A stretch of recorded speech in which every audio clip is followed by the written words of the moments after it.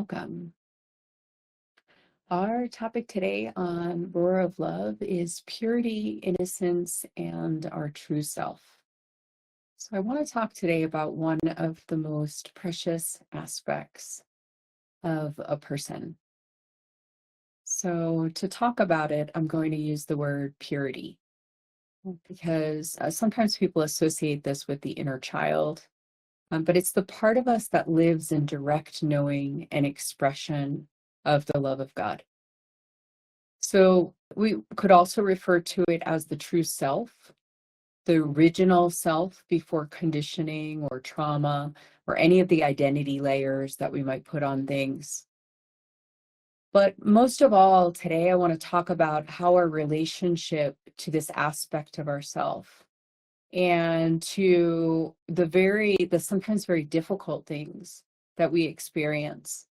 So how our relationship to this aspect of ourself is influenced or could be influenced or by some of the difficult things that we experience, and how this is ultimately a tool for understanding who we truly are. So this reframes in some ways the idea that the things that happen to us in the course of our life are obstacles, and they are in their own way, but are obstacles to our deep expression. And instead allows us to take a look at how each one of these pieces, these obstacles, actually can really show us quite a bit and be an opening to so much more, so much potential.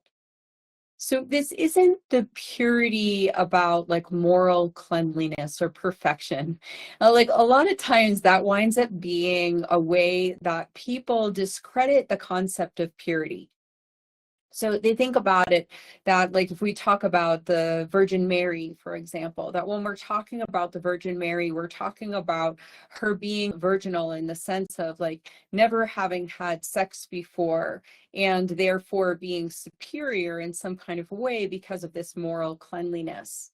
But what is being spoken to more inside of this is the idea or the truth to the purity that is in her in that particular expression, but that we all have the potential for. So it's like we're looking at our unfiltered essence, our direct contact with God. So this is the wide-eyed love, before we learned about fear. It is the part of us that knows how to trust and how to connect. Before we learned how to defend or to achieve or to edit ourselves to a particular way or a particular mold. And most intrinsically, this is our connection with spirit, our connection with God. Unaltered, totally pure. So that title of purity, or even the title of virgin, when we were talking about the Virgin Mary, is something that shows this pure connection. And this is very powerful. This is a very powerful aspect of her being, and that's what I want to dive into today, as well as what the difficult events in our life actually can teach us. Because life gives us many moments where they tear away from tear us away from our essence. Right? It's like they can be the betrayals, the trauma, the shame, the subtle messages that we received about what's acceptable or lovable. So these kind of like create layers or distortion or direct us away from that pure core, or sometimes even feel like they damage that pure core of who we are. And that sometimes that leaves people wondering, like, do they have any of that pure core left? We'll talk about some of those experiences today. So the really beautiful part about this is that when we start to see it, each of the layers, as we might call them, each rupture, each challenge, each obstacle is actually more of a like a map. And it shows us exactly where our true essence is hidden. So you can't really cover it up. This is one of the most beautiful things, I think, is that sometimes you think, oh my gosh, where am I? Or where is this direct connection or purity underneath all of the things that have happened to me? But it's actually like it's like the scar like shows the place where the wound was. So the obstacles and the difficulties that it experienced shows where the wound was. And then if we take a look at that and recognize that that wound is in relationship to our essence, right? Because if we didn't have that essence, if that wasn't the truth of our being, if it was not a part of us, it wouldn't actually be possible to create a wound in relationship to it. It would just simply miss the mark. So the wounds have to be in relationship with these truest, deepest parts of ourselves. So they show us a way back to our essence. And when we learn how to work with them, and we learn how to work with some of these concepts in our life, then we can start to really unpack this like true and unadulterated way of connecting to ourself, the deepest aspect of ourself, and to spirit. So in today, some of what I'd like to explore is like, what does it mean to be in touch with the places of innocence inside of us? You know, especially if sometimes we don't feel innocent anymore. We don't even know we don't really understand totally what that is, or we've made it so wrong. And how can this pain that we've experienced in our life actually be a bridge to our purity instead of something that keeps us from it, which is what most of us know, is that we're limited from knowing this deep sense of ourselves and what's most true about ourselves because of this wounding. And what happens when we stop trying to either get back who we were or compensate for what was lost? What if we find a new way of relating to that essence and that purity inside? So my hope is that the conversation doesn't just remain philosophical, but that it is also really practical. That's something that's important to me. So because when we work with this part of ourself, we begin to heal. We start to soften our inner critic. We realize our true worth. And this, to me, is one of the most sacred things that we can give ourselves and that we can help and support and give to others. So, because this is that enduring knowledge of self and connection to all that is good. So it's not about pretending we've never been hurt, right? And it's about finding the inner innocence that survived the hurt. So it's not about pretending we were never hurt. It's about finding the innocence that survived the hurt. That innocence, that purity cannot be destroyed. So, or it's exceptionally hard, let's put it that way. So we want to reclaim a love that is bigger than our conditioning, and that allows for this true contact with ourselves to be able to take place.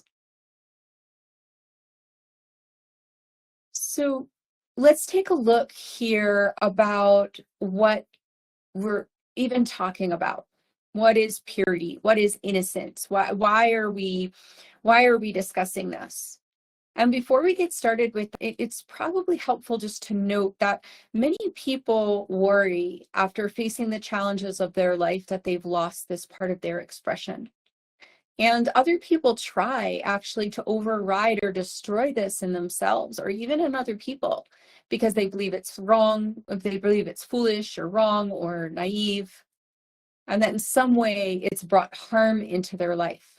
And that's one of the most important things about this particular podcast is the rewriting this and starting to recognize that this innocence and purity is our power. It's a potent source of clarity, of faith, of love. So purity is, for definitions, right? Purity is the state of being direct and unfiltered, to be connected with one's essence.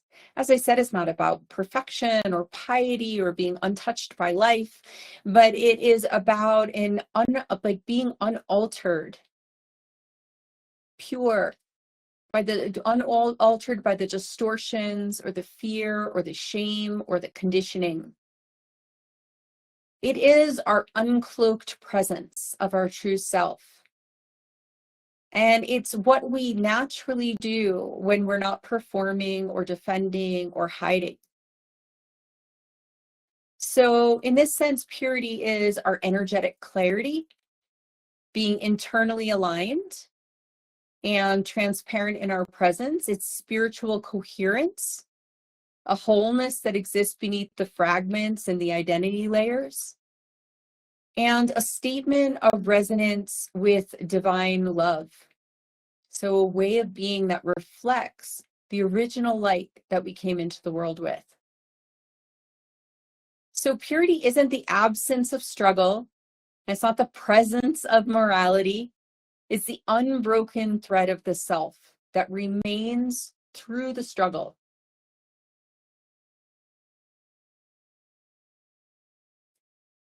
So we'll get into why that's so important in a little bit, if you don't already know. So what is innocence? Innocence is the unguarded openness of the heart before it learns to protect itself. It's the innate trust that we carry before betrayal, the wonder that we express before cynicism, the joy that bubbles up before we feel the need to like earn our right to something, to be loved. So innocence is the wisdom of direct knowing. It's our soul level understanding that we are safe and enough. It's the unfiltered engagement with life. It's where we meet the world with curiosity, vulnerability, and presence. And it's a sacred form of courage because it dares to stay soft in a world that often is hard. So true innocence isn't the same as being naive. It is a spiritual power, and it recognizes love as the baseline of all things. And sometimes people worry about like, well, is it safe to have this innocence in this world? How do I protect it? And that's something we'll talk a little bit about as well. So together, these two things, purity and innocence, describe a state of original wholeness. Right? It's not necessarily something we want to achieve, but it's actually something that we recall and we support its manifestation or its expression, its being inside of our lives. And so we learn how to do that. We learn how to actually facilitate or hold, care for, or nurture purity and innocence inside of ourselves in a way that is truly healthy. And that's one of the things that is the differentiator sometimes, because we've known that experience in ways that are unhealthy. We're not quite sure if there is a version where it can be healthy. But again, this is not about it's not about like not being impacted with life. I don't know that I've ever met anyone who wasn't impacted by life. But it is about learning to bring this aspect of ourselves more and more online, to be able to maintain, hold, protect, and care for this purity and innocence, because it's one of the most precious things that we have.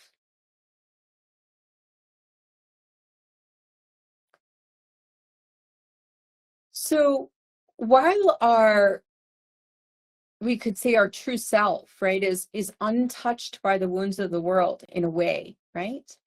We all know that it can also be hidden behind them.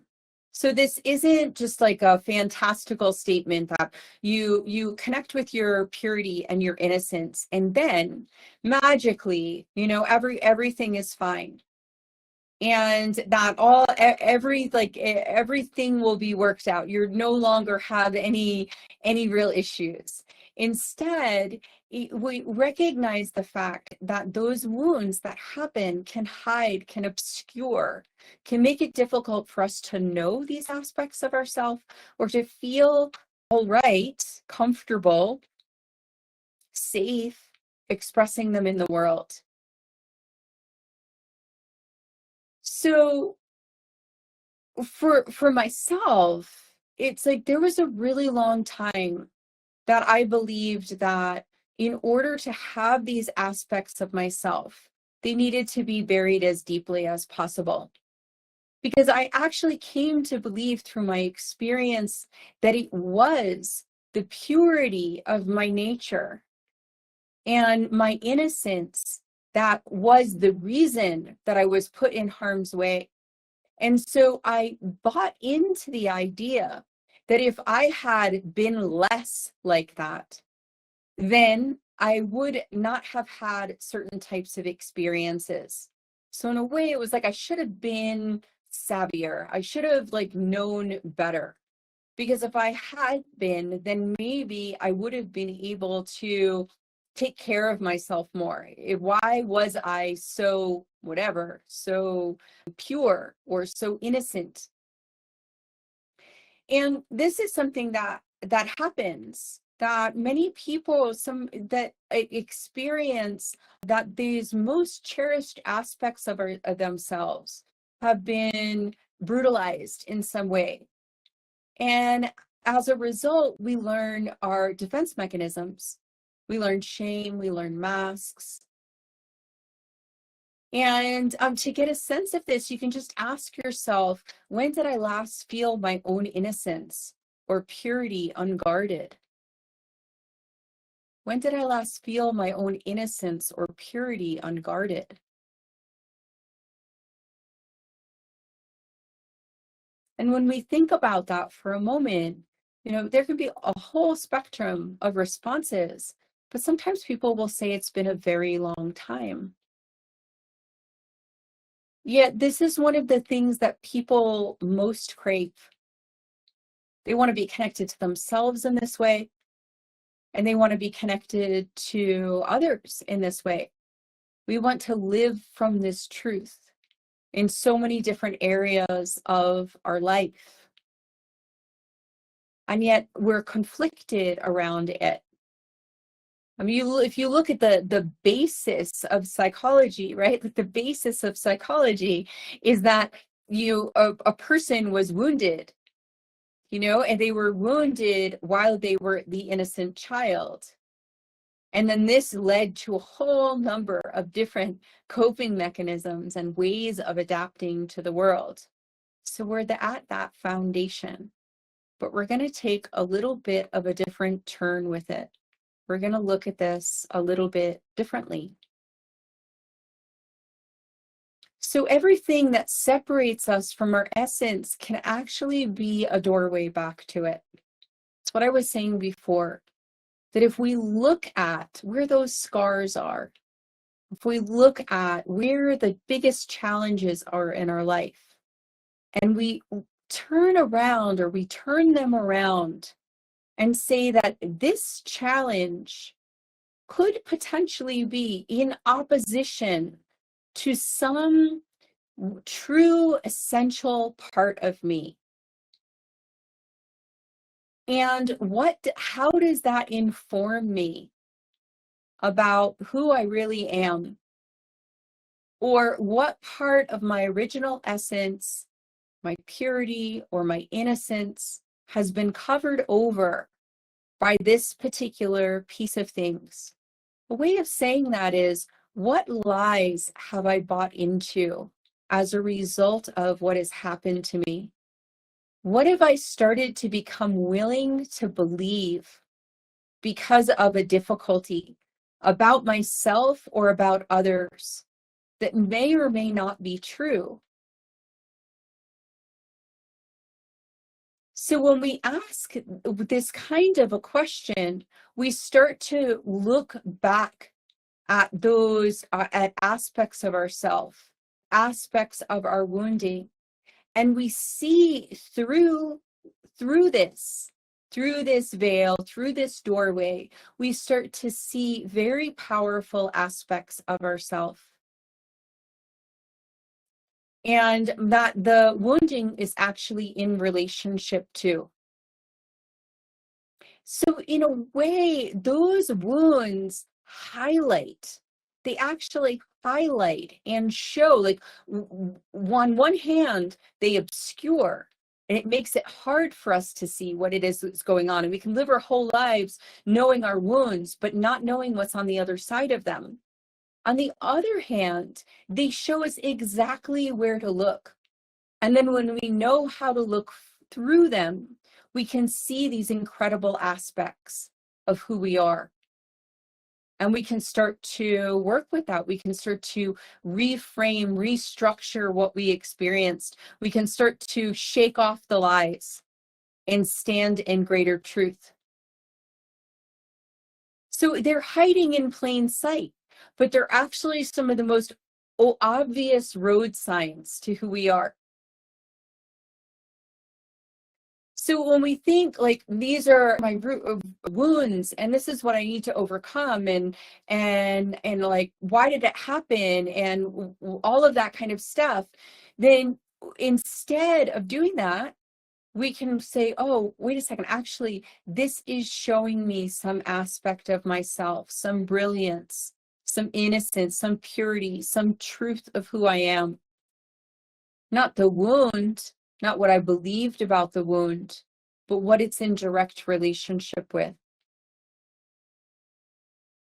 So what if our unwillingness to buy into the damage done philosophy and sorting through this damage allows us to create a whole different world of potential, a way that we can start to see aspects of ourselves and unlock aspects of ourselves, that we truly, push away what has been like holding us in shackles, and recognize that our purity can't be lost.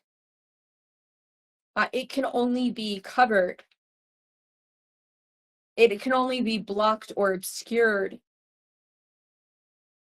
But that in its essence, and the essence of who we are, it's unstoppable. And then when we start to recognize that and work with that aspect of ourself, recognize that unstoppable part of ourselves, recognize that we've been actually given a map to some of the best parts of ourselves, and then start to say, now what can I do with this? Now how can I work with the essence of who I am? So we don't really need to recreate our original essence, right? We need to re-honor it. Right? It's like we don't need to, you don't need to get rid of, sometimes people feel like, oh, well, if I could just get rid of that part or get rid of that part or whatever. But we can actually return to it, because it's an inextinguishable flame. It's the spark of our essence that lives inside of us. And when we start to honor it and work with it, then so much can happen. But it's important to note here that this aspect, this pure aspect, this essential nature, our innocence, the way that we meet the world, deserves protection, care, honoring, and deep respect. Now, why is that important? Because sometimes what happens is that people start to get on this idea of like the importance of purity and innocence, and they actually just put themselves in harm's way. So they take, and it's almost like a replication in some ways of what happened before. It's not a full understanding.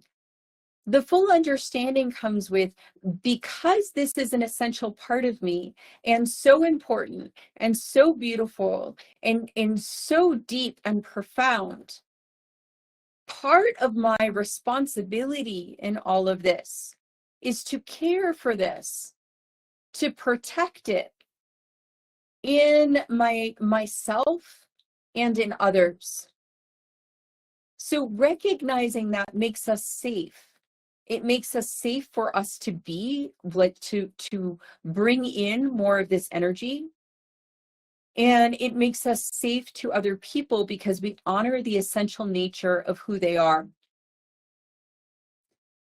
And as we start to honor that deeper nature, we move beyond the mask, we move beyond identity politics, we move into the deepest and truest expression of each being. And the truest expression of each being deserves to be treated well. It deserves to be protected. It deserves respect. It's not just something that we fling out there into the world, that we just say, here, go be innocent in the world. That's something that happened. That, it's something you see commonly in therapeutic settings with like very challenged populations, that you get social workers or helpers that come into that environment, and they counsel their clients based on this concept of being more vulnerable, allowing themselves to be vulnerable, letting go, which like works if you're in a totally safe setting. There's something to that, but they're actually teaching people this concept in not teaching them appropriate protection skills because of a type of ignorance. And so that type of thing is like that's not helping. That's actually just setting up this beautiful and essential energy to be brought in a way that is painful, is harmful, is rewounding. So we want to be aware that protection, care is a very important part of this process. And our ability to connect with this aspect in ourself and others is essential for everybody, but it's very essential. It's like really, it's front and center for healers, because it's the root of all healing work, really, is to honor the essence in another person.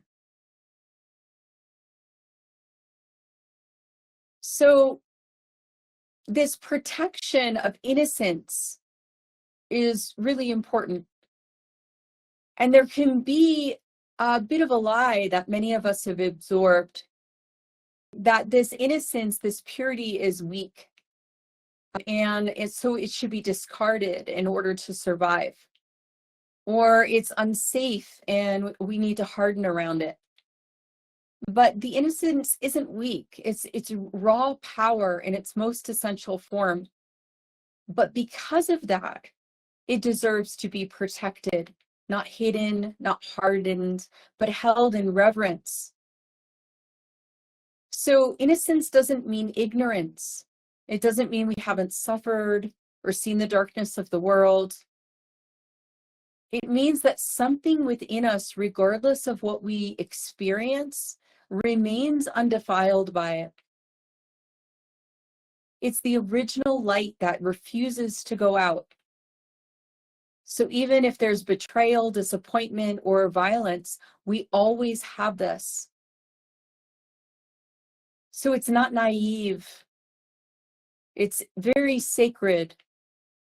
And it's also, as powerful as it is, it's very fragile or delicate and requires our guardianship. So we protect our innocence not by armoring it, but by valuing it enough to build strong boundaries around it. And the boundaries are that we actually allow that aspect of ourselves to live. That we don't like put fake goodness ahead of that real purity. That we don't let what happens to us numb or harden our heart.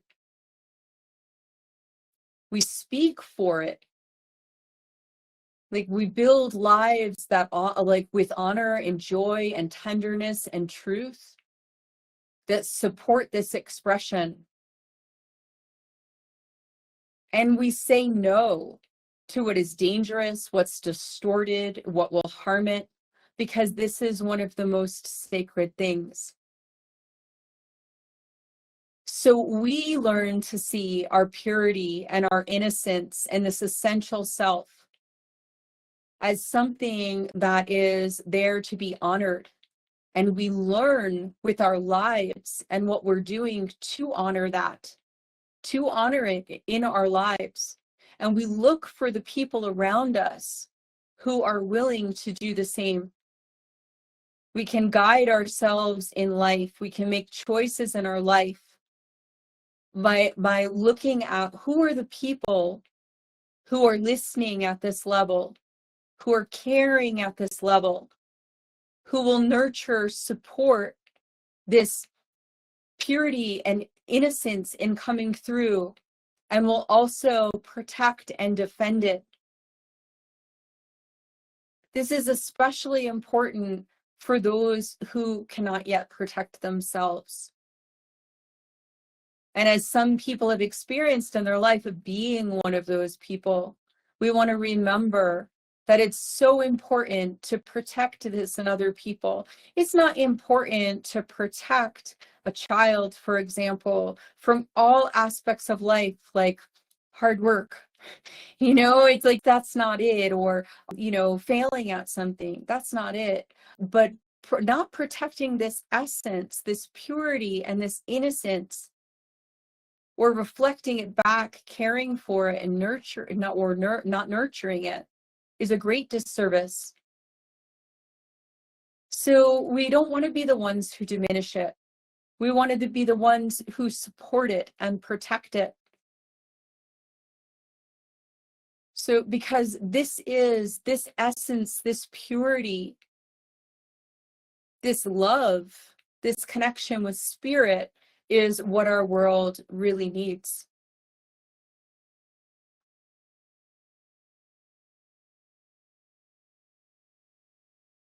So I want to talk a little bit about some tools that we might be able to use, some ways of looking at this and working with it, so that you have a little bit of practical things to do before I move to some questions. So one of the things that we can start to do is see innocence and purity. So sometimes we forget to look. We might see it in an animal, or we might see it in a child or something like that. But sometimes we can just completely forget to look. We want to start to look for where it is in everyone. Because as we do this, that's not saying that they don't have wounds, or they don't, they might even be dangerous. And so it's worth seeing all of those layers. But it's important also to see that essence in each person. And the more that we can do that, the more opportunity, possibility opens up. So we find a way of moving into a greater clarity, a higher level of seeing, potentially forgiveness and compassion. And because we allow ourselves to see this innocence in others, And again, as I was talking about, it's important not to confuse this with the idea that because someone's essence is there and can be seen, that makes everything that they're doing okay. That's not true. I remember going through a phase like that in my development where I was very confused by those two pieces of things. I couldn't quite understand how this essence could exist inside of people and they could still do really horrible things. And so now, with this concept, right, of the essence of the person being there and being intrinsic, with that purity being something that is true and is visible, but there can be all the layers. And you need to also work with the layers in real life. And that sometimes brings in aspects of guardianship. So vulnerability in relationship to these concepts is very important. So vulnerability helps us. It gives us an opportunity to come into greater communion with others and with the divine. Vulnerability doesn't mean putting yourself in harm's way. Because again, there's like, we're holding both sides here. But a vulnerability allows us to live in greater truth and transparency, to explore an unarmored way of being, to trust, to love, and in that trust and love, regain innocence and rebuild or find relational healing. So there's this vulnerability is a way to reclaim and to find our way. So you can call it a practice. A long time ago, I used to work on these concepts of like different types of practice, like the practice of vulnerability, the practice of compassion, the practice of respect, right? Like starting to understand how to move these things in our life. And this practice of vulnerability can help us reclaim and reconnect with what is pure and aspects of our innocence. Innocence can also be found in the practice of devotion. This is one of the reasons that I love the practice of devotion so much. Because rituals are remembrance. There's an innocence and simplicity in the beauty and the sacred repetition of what's done inside of a devotional practice. There's an embodied purity that's inside of it.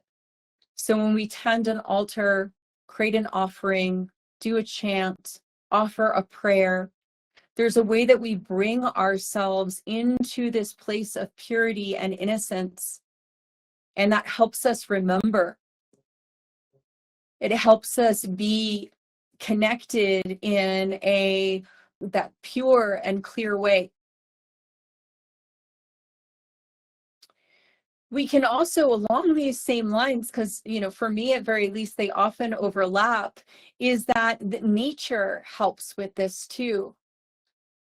It's like there is in that connection, in the relationship between the elements or the animals or the seasons or other aspects of nature, the weather, that we start to recognize, feel that purity and that innocence, which is why for some people, like seeing a hawk or, being out in nature expands them, because they move beyond whatever kind of distortions or restrictions that are there, and they start to connect in a truer, deeper way, or just in a moment.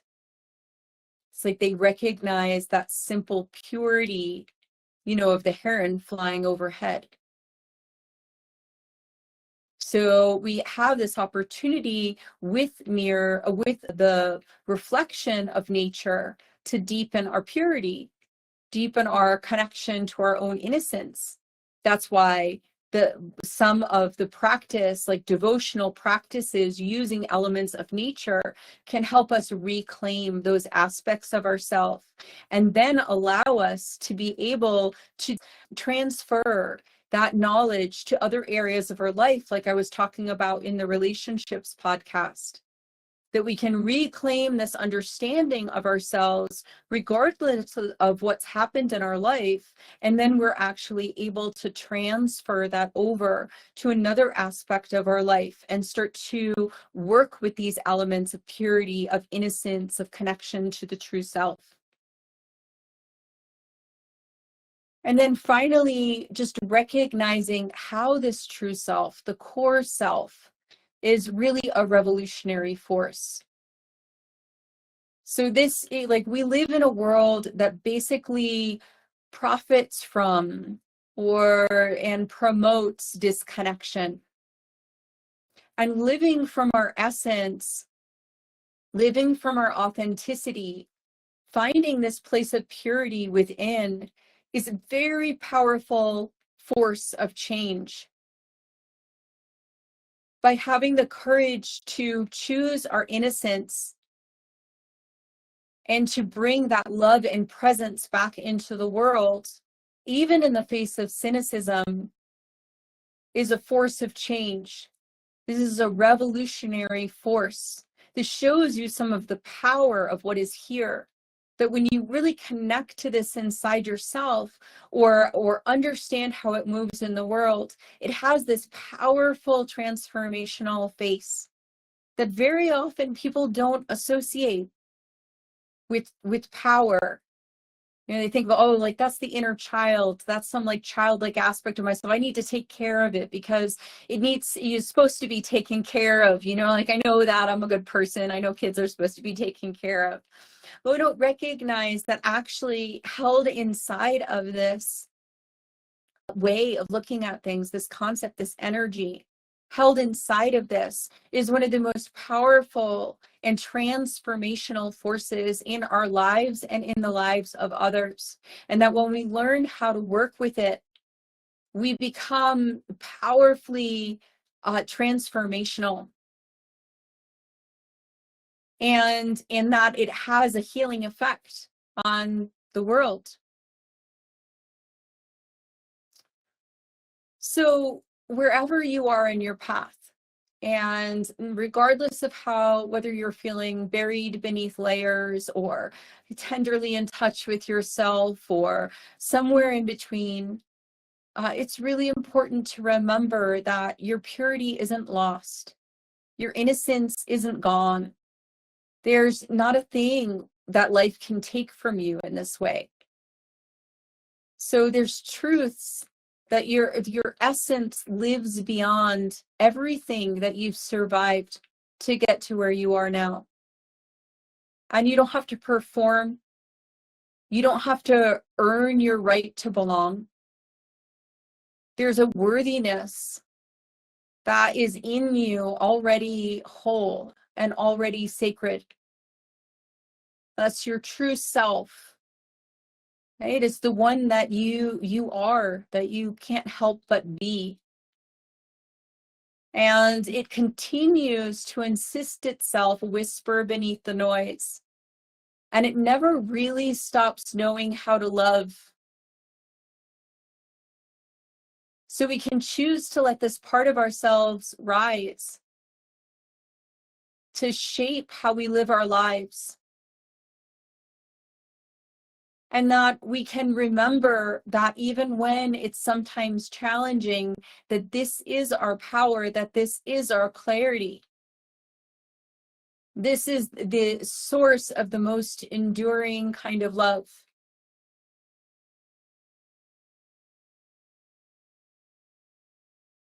So if we hold this part of ourselves as the sacred source that it is, and we protect and care for its wisdom, and we learn to do that for others, we can make an incredibly powerful impact. We can change so much. and all with this power of purity, of innocence, and the willingness to bring them more into the world.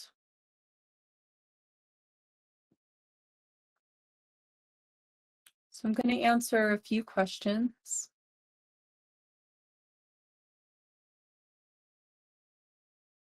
Let's see here.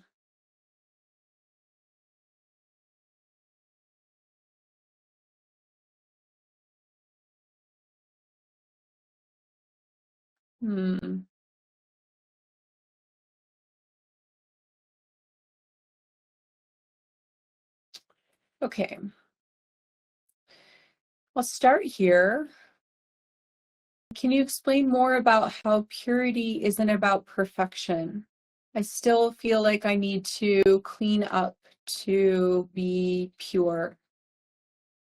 I'll try to talk about this a little bit more.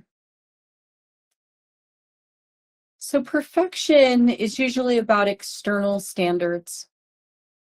It's ideas about who we should be that we have learned from various different places, institutions, people in our life. And so, or, we might have put in place ourselves. This is what I should be. This is how I should act.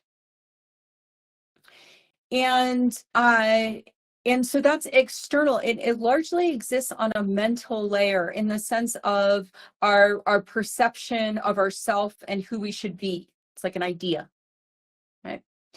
And so purity isn't really about that. Purity doesn't conform in that exact way to like the ideas of our mind. It may or may not be in sync with certain ideas of our mind, but it is actually just that. It's that unadulterated, undistorted, deep expression of our truest nature. And so the way that comes through in our lives, it's not as heady, it's not like as much of a thought production. And when we are able to connect with that in even small ways, when we're able to connect with that and start to work with it a little bit, and that's again why I like devotional rituals and things like that. When we start to connect to it a little bit, then we start to see where our ideas about perfection are really overlays. And we start to see what the true nature of this purity is. And that helps us to be able to differentiate. And so there's another piece, which is sometimes people benefit from cleaning up certain parts of their life in order to be able to contact more of their essence. This is a little bit different. It's because it's like if you are making choices to be able to contact deeper parts of yourself, that doesn't necessarily need to include your like a being wrong or bad. It's a decision. It's like, okay, this thing, this habit makes it harder for me to care for myself or take care of some aspect of my being. And therefore, I've decided not to do it. Rather than, I decided not to do this thing because I'm supposed to, let's just say, not drink coffee in order to be physically pure. So but sometimes you could say, well, when I drink coffee, it increases my anxiety. And when my anxiety is increased, I have a difficult time being in contact with myself. When I have a difficult time being in contact with myself, it's harder for me to be vulnerable. It's harder for me to come forward in a way that is pure in my life. And those two pathways, while very similar, it might seem, are actually very different in terms of their result. So we don't really want to use the idea that this is the way that it's supposed to look, but we do want to pay attention to the information that shows us the results of the way that we're acting and make changes so that we can be good guardians, good protectors, good caregivers to that aspect of ourself, to our essential nature.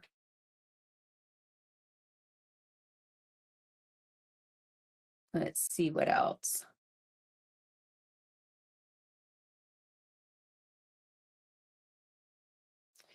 I think this needs to be addressed. Like, what if I don't remember ever feeling pure or innocent? Does that mean I've lost it? So this is a really good question, because I think that this is a question that people ask in one form or another very often.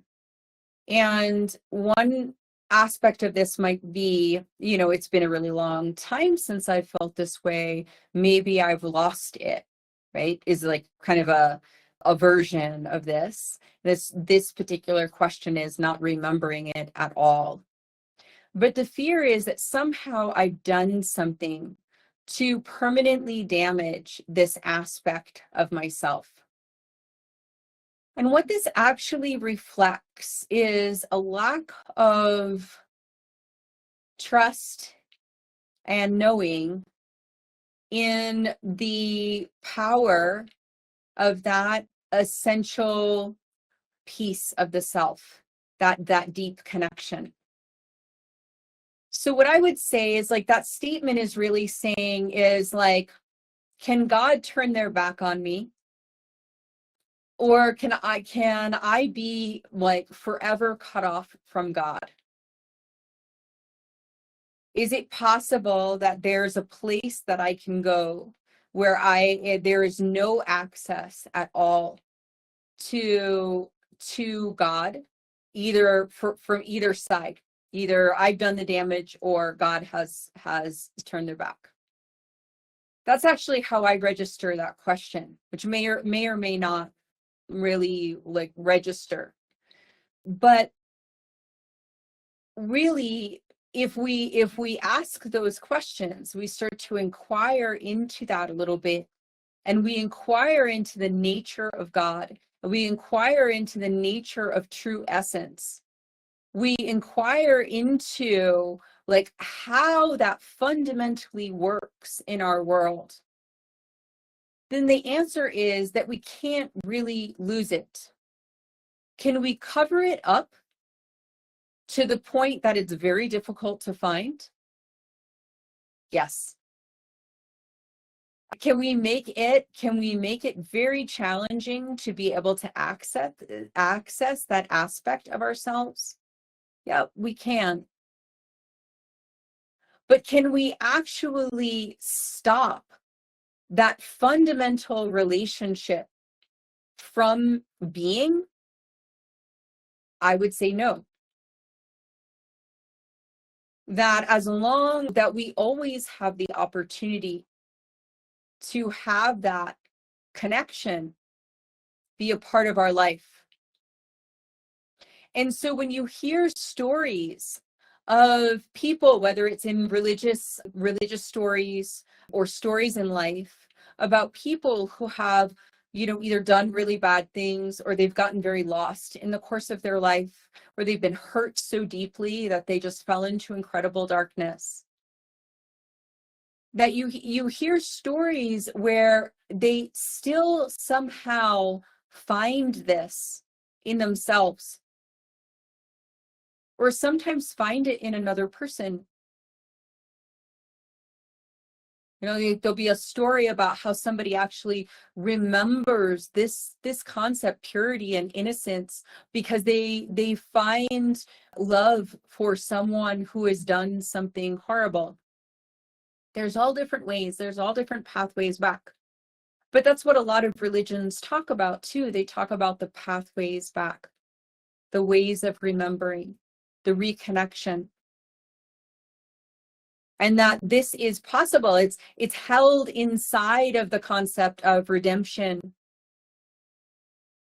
This idea that you can always find your way back. Now that gets distorted and misused. but it's still there in that concept that we can find it. And then what does it take, right? So then that's where I would go to the transferable skills again.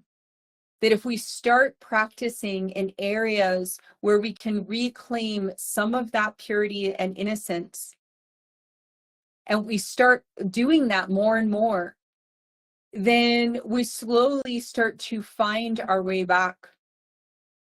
So this is the concept behind a lot of religious practices, that if you can just do this a little bit, then it will help you find your way back.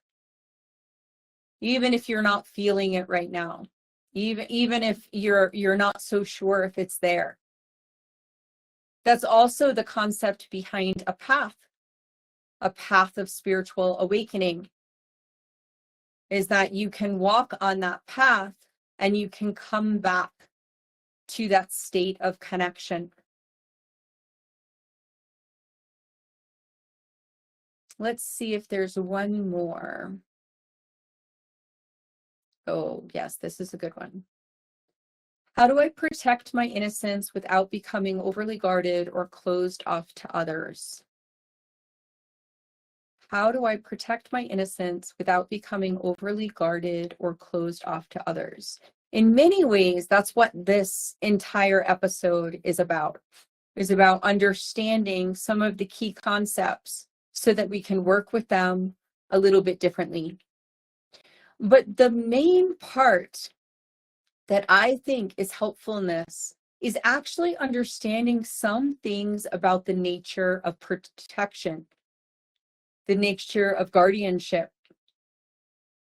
So when we actually understand what healthy protection is, then it becomes possible for us to use it, so then we don't need to become overly guarded or closed off, because we actually know we are really able to protect ourselves.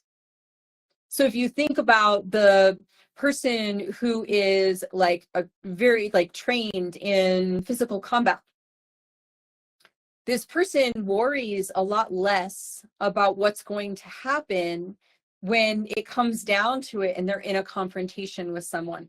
Now, they might be more knowledgeable and therefore consider more things that could happen, but they're not going to be concerned in the same way that somebody who has no training might be concerned, because they don't have the capacity to protect themselves. So the same thing works inside of us, that as we start to really understand what protection really looks like and inside of ourselves, then we start to be able to be more open. And this is very typically the role of like the father or the masculine, that shows how to protect and show their care through protection, and care through protection. And so we've lost a little bit, many people have lost a little bit of this kind of knowledge. And so we think, we get going on spiritual principles and we think, oh, I should be totally forgiving. Oh, I should be totally accepting. Everything has its reasons, all of that kind of stuff. And we lose sight of how to put those boundaries in place, how to stand for and protect something that needs to be protected. And then we make a compensating behavior. And the compensating behavior is that, well, we still have to protect ourselves, right? But we don't really have any tools. So we have to use covert tools or defense mechanisms, or we just shut down because we don't have any way to protect ourselves. And that's just a natural response to not being able to protect ourselves. So it is actually through understanding what it really means to care for these aspects of ourselves and to protect them, that we are then able to choose to be open and to allow more of these aspects of ourselves to come into the world. So I think that that's a beautiful note to end on, is that like the balance that we have here between these deep aspects of the self and the importance of nurturing and caring and bringing them into the world, supporting them, mirroring, reflecting, finding ways to develop them, and guarding, protecting, and making sure that they are not infiltrated by damaging forces. And that creates a home, that creates a space for the essence to live and to be able to find its way in the world with purity, and for us to be able to meet the world in an entirely different way. So I want to thank you for coming today, and I will see you next time.